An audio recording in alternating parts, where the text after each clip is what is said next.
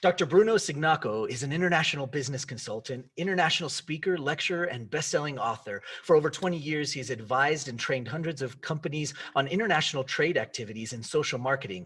He's a university lecturer at different institutions in the UK and a senior fellow of the Higher Education Academy in the UK. He is the author of business and professional development books and has published in multiple languages. We're so excited to have Bruno on the show today, so let's cue the intro and jump right in. I've spent the last 20 years studying, teaching, and coaching people to find their greatness and take their lives to the next level. Along the way, it's become evident that emotions are at the root of everybody's successes and failures. Worry and fear are the enemies, and it's time to forge the armor and earn the tools to overcome the two things that could single-handedly destroy your future. Hi, my name is Michael Johnson, and I'm a life coach, a peak performance trainer, and I'm the emotions guy. It's time to take back control of how you feel, control of how you act, and control of how you experience life. It's time to become a lifer, a new breed of overachiever focused on living every minute to its fullest. We are responsible for how we feel, and no one and no thing can make us feel anything. Emotional mastery is our journey, and emotional education and intelligence is the key. We are lifers, and this is Magic for Life. What's up, lifers? Michael Johnson here with the Magic for Life podcast, and I'm so glad you joined me here today. Today, we are so privileged and lucky to have Bruno. Now, Bruno, I don't know how to say your last name properly because I feel like I mess it up. So you got to say it properly so that I can understand how to do it better. Cignacco. It's an Italian surname. Cignacco. Oh, okay. I love it. I knew it was Italian, but I didn't want to mess it up. It's beautiful. And I love your accent. Italy is a place that someday I will go and visit and explore all of the amazing, beautiful things that it has to offer. But right now you currently live in London, correct? Yes. I live in East London. I have been living here for 12 years. And I'm here doing some consultancy activities, especially related to international marketing and also social entrepreneurship. Over the last few years, I have been also developing some training on social entrepreneurship, compassionate business, and also I'm lecturing at some university here part-time and also researching on business. My new book was a result of a long process of research that took nearly 4 years, and so I'm doing a bit of everything here, but everything related to business, especially international marketing, compassionate business, and also research on business. That's awesome. And we're going to talk some more about that as we go, I'm sure. How did you get to this point? Like what's a little bit of your backstory so that we can kind of hear this? Obviously, you have Argentinian roots, you have Italian roots, you have a lot of different business background, and just how did you get to this point? What was the story that led you to this point? The story is quite complex and intricate, and also I evolved a lot over time. But I can say that I'm an accountant. I study accounting, and I work as an accountant a couple of years. But then I turned into international marketing, international trade, import-export activity. I'm still advising companies on import-export activities. I have been doing this for many years, nearly more than 25 years. And also training companies. I love training companies, for example, in-house training, and also developing tailor-made training for companies. I started also teaching nearly 20 years ago at university, also some model regarding marketing, and also advising companies on the overall aspect of business strategy, tactics, marketing in general. Then over time, I also developed some skills, started with some articles in magazine, and then I started writing some books on business. One of my books is on international marketing, and the other one is on compassionate business. And over time, I had a traditional training in business. So business that is based on strategy, tactics, key performance indicators. But I turned more to compassionate business. Over the last few years, I observed that my training in business was a bit incomplete, and I would say a bit outdated, because was focusing on quantitative aspect of business such as profit, market share, sales, but I was leaving qualitative aspects of business that are important, such as companionship, loyalty, empathy, compassion, and all these qualitative aspects that are related to emotions and related to emotional intelligence are as important for developing business relationship as the quantitative. I would say that they're even more important because many companies tend to focus on these indicators, this profitability, productivity, efficiency, and they forget that business is about relationships. You cannot achieve this indicator without developing a strong relationship with customers, with employees, with suppliers, with business partners, with the community as a whole. So I started a long process of research, nearly 3-4 years, that was coordinated by my new book, The Art of Compassionate Business. I observed certain principles that are fundamental for companies to succeed in business without being considered non-compassionate or being behaving in a way that is not humane. Because many companies only focus on profit, but I observe that companies can be successful focusing on profit, on people, but also on the planet. This means what we call the triple bottom line. So I developed some principles that then I start training companies on these principles that are quite easy to grasp, but in practice they are actionable and timeless. And we can talk about this later. I don't want to take the whole conversation, but we can talk about these principles that are quite insightful and quite common sense and quite commonplace. I shouldn't be talking about this, but many companies do not apply these principles. Indeed. And yes, and so one of the principles is the principle of thankfulness, gratitude, or appreciation. Another principle is the principle of generosity. The other principle is the principle of compassion in business, supporting different stakeholders such as employees, customers, community members, and so on. And also a very important principle is the principle of interdependence. No company can succeed on its own. No company can thrive by itself. Company needs suppliers, buyers, employees, community members to succeed. So, and this is what many companies dismiss. They focus only on what can be measured, and they forget that business is about relationship. Relationships are the building brick of any business project. It's it's so valuable, I think, and part of why we're excited to have you on the show is to have the perspective that you bring about compassionate business. And I'd love to hear a little bit more just how you came up with and how you ended up in this place where you ended up talking about compassionate business. I mean, coming from being an accountant, where it's very measurable, very numbers. measurable. Yeah. And I live in this space often, and talking about emotions and compassion is huge. And you mentioned gratitude and a number of other things, but what led you to this place to come from accounting where it's measurable to compassionate business?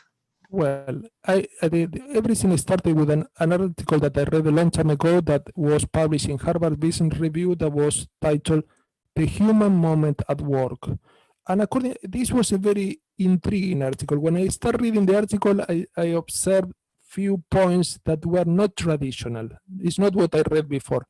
And one of the points that was highlighted by the author was that many companies use a lot of technology like email, like a voicemail or a video and so on, but they lose the connection on an emotional and mental level. And also they cannot develop trust and cooperation bonds with employees. This is the whole thesis of the article. And the author recommended that there should be more human moments at work where employees can connect on an emotional and mental level. I said, this is so true, but the article left me a bit hungry and I wanted to know more and I wanted to research more on this. And I started researching on the impact of love on business. But my conception of love, my connotation of love is much wider. It's not the love that we know in simple terms that we call sentimental love, love that you feel for your family, your friend, your partner. This is a much wider connotation of love, a more humanistic one, which includes compassion, empathy, support, care, generosity, gratitude, and this can apply to business relationship and non-business one. So example that companies that are not compassionate or not loving is when companies fire employee mercilessly, companies when pollute the environment, companies that are, for example, exploiting employees or deceiving customers. These are examples of companies that can get away with this behavior, but is unethical behavior. It's very, obviously, it's a behavior that it can be criticized because it's not taking into account relationship. On the other side, there are many companies, and I can mention some of them, like, for example, large cosmetic company that is taking into account customer need, but also offering healthy products that are produced from fruits and vegetables that are organic, or company like UPS, the courier company that is helping employees take college courses. This is good. It's not only paying a salary to this employee, it's helping them get an education. Well, and when I saw many examples, because at the beginning one doesn't know that there are so many examples, and this is not publicized by the media, because the media tend to be sensationalistic and tend to only publicize the negative in many cases. So I observed that these principles are what I call perennial. This means timeless. Can be applied today, can be applied in 30 years time, 100 years time, and this book won't get outdated because probably my great-grandchildren will apply this principle if they run a business. And they're so fundamental and so basic and obvious that many companies cannot see the elephant in the room. It's so obvious that companies, if they exploit employees will work by the book. Not only they will work by the book, they will get resentful, they will get regretful of working for this company, but also they will look for other job opportunities. If you deceive customer, if you're not compassionate with customer, and this customer discover that they have been deceived, manipulated, and many companies do this in a very subtle way with fine print or with offer that do not exist, this customer not only won't come back, but also will provide their relatives and friends with negative recommendation about this company. So this is creating a negative ripple effect. Why? Because everything is interconnected. And this appears to be a bit metaphysical, but the great management guru, Stephen Covey, observed that we are all interdependent. And I like to paraphrase a famous thinker, no business is an island. No company is an island. No company can survive without the support of buyers that are the main source of profit, employees that are the interface between the company and customers. We treat well employees, and employees will take care of our customers. The community, where we take all the resources, and our suppliers that also are providing with valuable input, to mention some stakeholders. So the thesis of my new book is developing positive long-term relationship, mutually beneficial relationship, bring about positive results from the business perspective. There is solid research that corroborates this, and it's important that companies realize that there is another way to do business, a much more humanistic one, not only profit-centered, profit-focused. It's amazing that really that some of these companies can get to that phase. And I guess the question I have for you is, how do you think that companies end up in that place? Because in so many instances, they start off, in the garage, like Apple, with a couple guys trying to just, get a computer together, but they turn into these massive companies. So what do you think happens along the way that gets them to the place where they lose that compassionate ability and that person-to-person interaction? And I analyze this very thoroughly. There are many factors. First off, the vocabulary, the word that you use in the business environment. You use words like strategy, tactics. This comes from the military discipline. So this implies like a war song. This means that we're trying to beat others.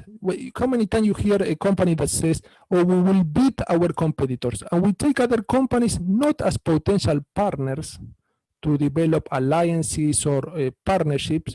that could be mutually beneficial, but we take them as threats. So many companies tend to go and they tend to adopt what psychologists call the freeze, fight, fly mode. This means that they perceive everything outside them as a threat. The economic factors are a threat. The pandemic is a threat. The other companies are threats.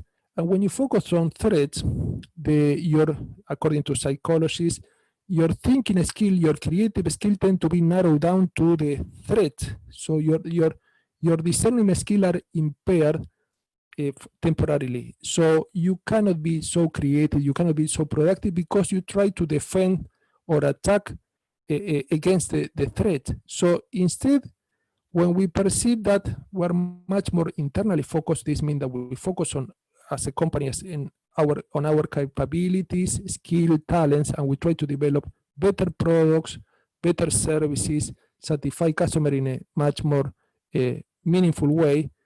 Companies tend to adopt a much more creative mode, much more expansive mode that allow them to be more productive and more obviously higher quality levels. But there is another factor also. I mentioned that many companies tend to focus on quantitative aspect of business instead of qualitative aspect of business. There is a famous thinker, this is attributed to Einstein, but there is another thinker that observed not everything that can be counted count, and not everything that counts can be counted. Companionship, camaraderie, loyalty, empathy, support, care, these are important qualitative aspects, qualities that are very important to develop relationship, long-term relationship with customers, suppliers, employee, community. All the other aspects that are measurable, like profitability, productivity, efficiency, are important, but they are the natural result of the interaction between a company and its stakeholders.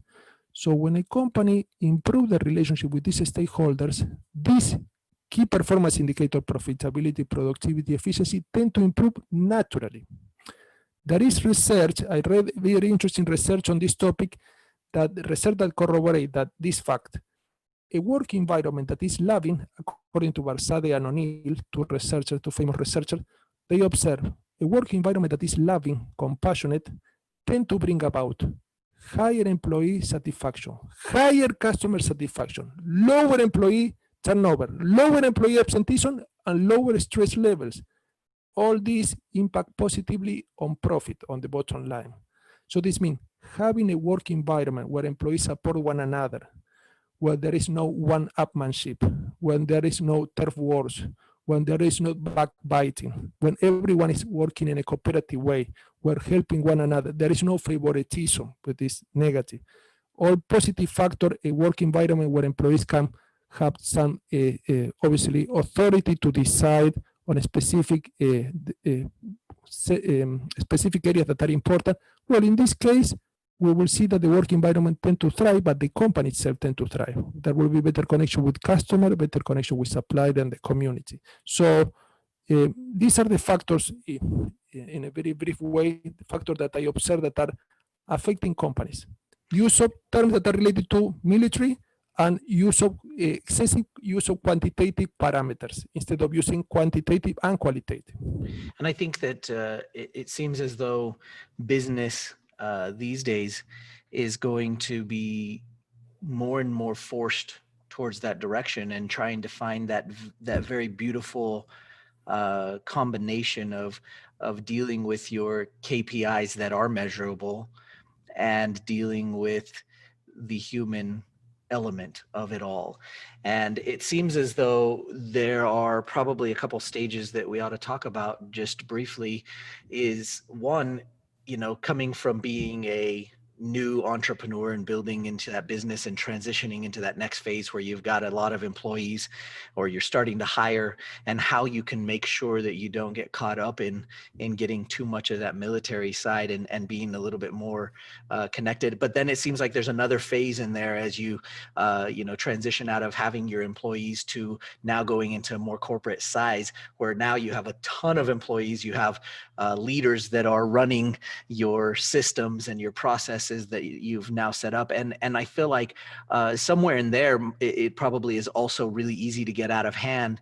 And then I guess lastly, what I see is that maybe from the top end down, like you were saying, you've already kind of addressed this place where some of these bigger businesses just can't see the elephant in the room because they're so focused on the measurement that the people lose the humanity that is actually running the company. But what about those earlier two phases? How can our entrepreneurs that are listening that are in either of those phases continue to keep that compassionate business going that maybe they started with?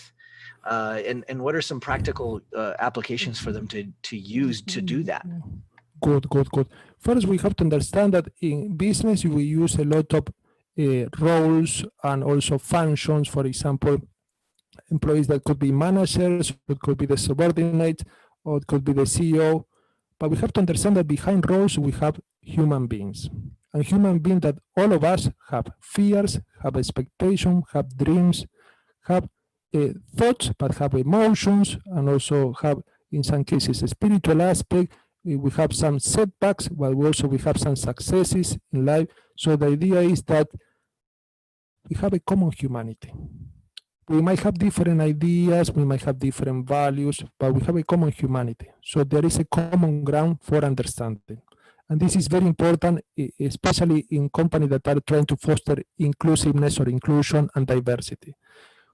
Many people with different ideas can be understanding each other if we have to take into account the shared humanity, the shared humanness. So I would say leaders, when they want to lead people in a successful way and in a compassionate way, first of all, should take into account the human side of business. So this means, for example, in these challenging times, what are the most important needs regarding these employees? The only way that the relationship can prosper, and leaders should know this, is when the needs of both parties are met. Not only the leader's needs, but also the person that are led. The needs that people are led, well, these needs should be met too. A win-win relationship is the only way out and for success. So in practice, companies should understand that the human side is as important as the business side. Business cannot be built on a vacuum, can be built only based on relationships. And the way to be much more compassionate is to be more supportive, but more generous. When, for example, some business leader asked me about generosity, I give some examples. Supposing that the employee has been working overtime and they have been working a lot and they have been given the extra mile and they have been very supportive with the company mission or purpose. Well, this employee is not only expecting probably a higher compensation, but also very likely to be expecting recognition, a thank you note of appreciation that implies that the employee is considered as a valuable resource in this company, that the employee support counted for this company. They wasn't taken for granted. So this is important. Many companies should, this small gesture make the whole difference because this is a strengthened relationship. So leaders should ask themselves this question: how can I improve the relationship with different stakeholders and develop win-win agreements? Generosity is one of the ways to do so, but also thankfulness. And generosity doesn't mean only economic aspect, could be non-economic aspect, could be training, giving employees some advice, or giving a ear when they have some worries, listen to their worries, supporting them. This applies also to manager, but also thankfulness implies that we're recognizing that everyone is valuable. When people are recognized as valuable human beings, they naturally give their best. When they are taken for granted, they tend to get resentful, they tend to regret having contributed to this company, and they tend to go by the book, work by the book, the minimal possible. So not good. So employees are the interface between the company and the external environment. We have to nurture this relationship on a continuous basis. Now that we have some challenges with all this pandemic, we have to understand that employees might need some additional support such as flexible time, in some cases some special condition for childcare, in some cases they might have some problems related to health. We have to be very understanding. We have to also put ourselves in their place, how we will feel if we were in those situations, how we would like to be supported. And compassion implies not only understanding how they feel and how they think, but offering support when possible. And many company leaders can do this, but in some cases, they don't want to appear like a vulnerable, but vulnerability is something that is important in human beings. And business leaders that are vulnerable show the humanness, the human side, and they can be leading other people in a very effective way. They're not incompatible. And also, how can we add more love to this business environment, to this work environment? This is the question that is important to reflect on. Love implies not only the basic notion of love that we have, but it implies considering others as legitimate human beings whose needs should be recognized and acknowledged and respected. And these needs are not only economic, they are emotional needs that could be related to safety, security, could be related to socialization, could be related to needs related to self-esteem. There are many needs that employees need to be satisfied regarding employees.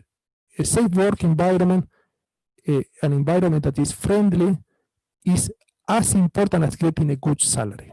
Because if the environment is disgusting, people are fighting, people are threatened to be fired, even they are being paid a good salary, this employee won't last. So we have to also not focus too much on economic aspect, which are very important, but balance this aspect with emotional aspect, mental aspect, and other needs that are as important as the economic ones.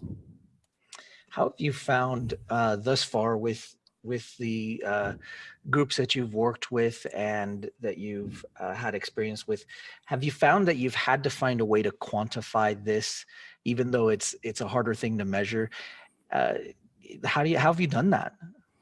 It's difficult because it's difficult to explain that qualitative aspect in many cases cannot be easily quantified. Why? Because they're qualitative by nature. So, but we have to, the best way that I find to convince, I can say between quoting marks, some groups or some big companies is through research validating my assertions, but also understanding, going to the basic rationale of all this case, that is, you cannot succeed without people. You cannot succeed unless you are alone on an island. You cannot succeed without people, because you need people and people need you. So the idea is that we have to help each other. It cannot be a win-lose where a company get all the gain and customer or employee get the losses. Not good, because this will cut off the potential of this relationship. Will be only a very short-term relationship if this is possible. Instead, when we have a win-win mentality, this means that we can win, customer can win, employees can win, the community can win. Nobody should be winning at the expense of others. Well, in this case, we can have a much longer-term perspective and also much more sustainable perspective. A very important question that any business leader should ask, and I included this in my book, is the decision bringing about a win-win-win-win agreement? And I say win many times because it's not win-win. All potential stakeholders involved should be winning. If I sell goods that are high quality from the viewpoint of customer is winning. And with this good, I get profit, I am winning as a company. And I'm paying good salary to the employees, they are winning. But if the production of this good pollute the environment, the community members are not winning. This is not a good business decision. Even when customers win, employees win, the company win, because one important stakeholder, that is the community members, is not winning, because you are polluting the environment, and also the other ones are winning at the expense of the community. Not good. So we should take into account that every single important stakeholder should be winning, because we're interdependent and we need each other. And so if everyone is winning, this is a good business decision. If only one is not winning, we have to rethink this decision. So I love to jump into this. You know, you're doing a lot of work with getting people to understand this side of business, which is amazing, and more businesses need to hear about it, and more people need to hear about it. And it talks a lot about emotions. And so, you know, I love to talk about emotions on Magic for Life because we Okay. feel that there's a huge connection and root to it. So I want to just ask you, we're going to go into our next segment of this idea that we have our go-to emotions, and individually I kind of want to hit that a little bit, because individually you get to go and work with these different businesses to do this. And so I really just want to dig into you as an entrepreneur for a second, Okay. so that the audience out there can kind of get a feel for you specifically. Okay. So this next section is our go-to emotions, and I'll give you a topic, Okay. and we'll say, what's your go-to emotion when things are going well, and then what's your limiting emotion when things are going poorly. And so the first one up is in business, in running your own business and making it happen. What is your go-to emotion when everything's going great? Kindness. So emotion related to kindness is my go-to emotion when things are going well. Why kindness is so important? Someone might not consider as an emotion, but I will say that any emotion related to love from the humanistic perspective is positive, which include care, support, kindness, and other aspects, empathy, compassion. Why kindness is so important? Because, and I observe also on an intuitive level, and then I discovered from research, because when you are kind to others, there is a very famous principle that is called the Law of Reciprocity that was mentioned by Robert Cialdini, the famous researcher. And he observed when you treat people in a kind way, they tend to act alike, they tend to reciprocate, they feel indebted to act in a similar way, to reciprocate. The opposite happens when you treat people in a very disgusting way.